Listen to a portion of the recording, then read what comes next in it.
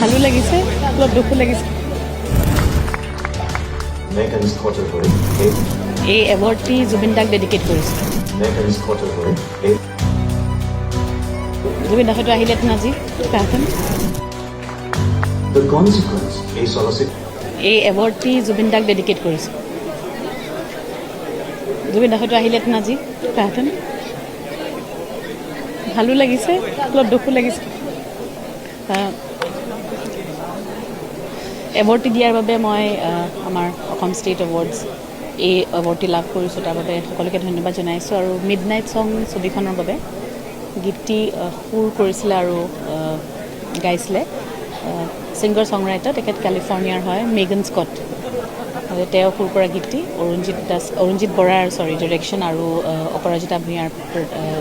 প্ৰযোজনা গতিকে সকলোলৈ বহুত বহুত ধন্যবাদ জ্ঞাপন